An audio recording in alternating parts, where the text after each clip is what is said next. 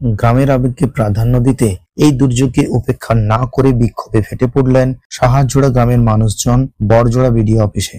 সাহারজোড়া গ্রাম পঞ্চায়েতের ভবন সাহারজোড়ায় না হয়ে কেন শীতলা গ্রামে হবে, এই প্রশ্ন তুলে প্রতিবাদে সামিল হলেন সংশ্লিষ্ট পঞ্চায়েতের সদস্য ও গ্রামবাসীরা এবং বড়জোড়া বিডিওকে ডেপুটেশন ও স্মারকলিপি জমা দেন। এই পঞ্চায়েতের প্রাক্তন প্রধান গৌতম মণ্ডল জানান, বর্তমানে শীতলা গ্রামে যে অফিসটি রয়েছে তা ইতিপূর্বে মুক্তাতর থেকে স্থানান্তরিত হয়ে কুচকুন্ডা গ্রামে ও পরে শীতলা গ্রামে একটি ভাড়া বাড়িতে অস্থায়ীভাবে চলে আসছে। তিনি অভিযোগ করেন, সাহারজোড়া গ্রামের প্রধান তারাপদ ঘোষের বাড়ি শীতলা গ্রামে হওয়ায় নিজ পদের ক্ষমতা বলে এই গ্রামেই স্থায়ী ভবন নির্মাণের একচিটিয়া সিদ্ধান্ত নিয়েছেন।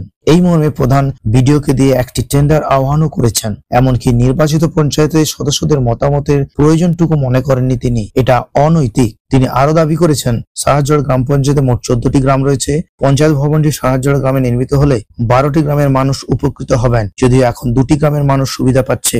এই পঞ্চায়েতে 12 জন সদস্য রয়েছে, এর মধ্যে 10 জন তৃণমূল, 1 জন বিজেপি ও অন্যজন বামফ্রন্টের। তৃণমূল পার্টির সদস্য অজয় প্রামাণিক সাফ জানান, যদি বিডিও আমাদের দাবি না মেনে ওই শীতলা গ্রামে স্থায়ী ভবন করার সিদ্ধান্ত নেন, তাহলে তৃণমূলের 9 জন সদস্য ও 2 জন পঞ্চায়েত সমিতির সদস্য পদত্যাগ জমা দেবেন।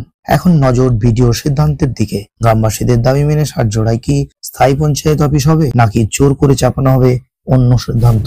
যেহেতু সাহারজোড়া গ্রাম পঞ্চায়েত, সেই সাহারজোড়া গ্রাম পঞ্চায়েতকে যাতে সাহারজোড়া যে পঞ্চায়েতকে জোর করে একটা সময় প্রধানরা তুলে নিয়ে চলে যায় সিভিলের প্রধান হওয়ার পর, সেই জায়গাতে ভাড়া বাড়িতে ছিল।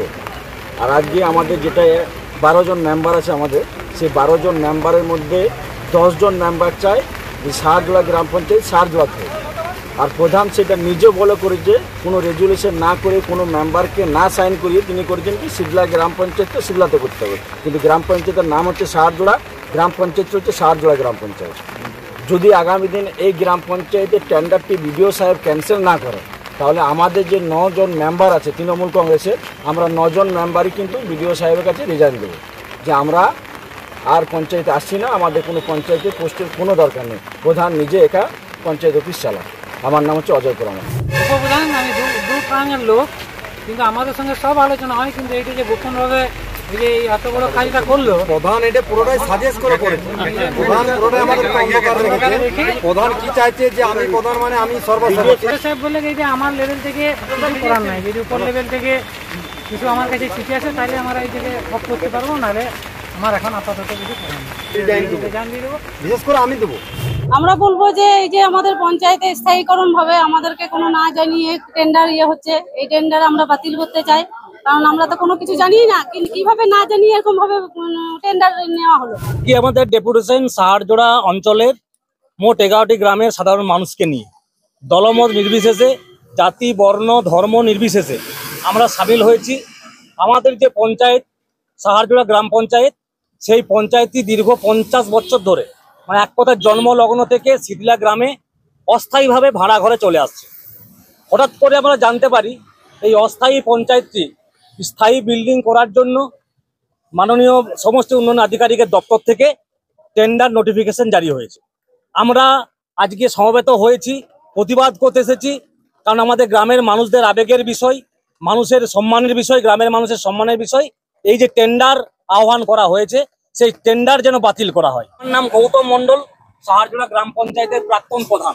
পঞ্চায়েত সাহারজোড়াতে হওয়ার দাবিতে আমরা ডেপুটেশন দিতে এসেছি। 1977 সালের আগে এই পঞ্চায়েত অফিস ছিল না, এটি একটি ইউনিয়ন বোর্ড ছিল।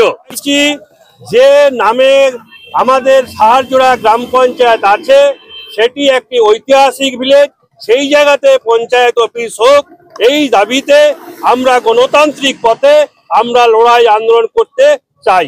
আমার নাম অদ্বৈত দে। আমরা দিলাম এই জন্যেই যে আমাদের প্রধান সাহেব সমস্ত সদস্য এবং সদস্যদের অন্ধকারে রেখে স্থায়ী পঞ্চায়েতের জন্য এই টেন্ডারটি করিয়েছে, কিন্তু আপামর জনসাধারণ এবং সাহারজোড়া এই জোনের পক্ষ থেকে আমি বলছি, যদি এই টেন্ডারটি ক্যান্সেল বা বাতিল করা না হয়, তাহলে আমরা সমস্ত মেম্বার নিয়ে পঞ্চায়েত থেকে রিজাইন দেব। আমার নাম ভজন কুমার কাপুরি, সাহারজোড়া অঞ্চল তৃণমূল কংগ্রেসের অঞ্চল সভাপতি। ব্যুরো রিপোর্ট, জেলার বার্তা।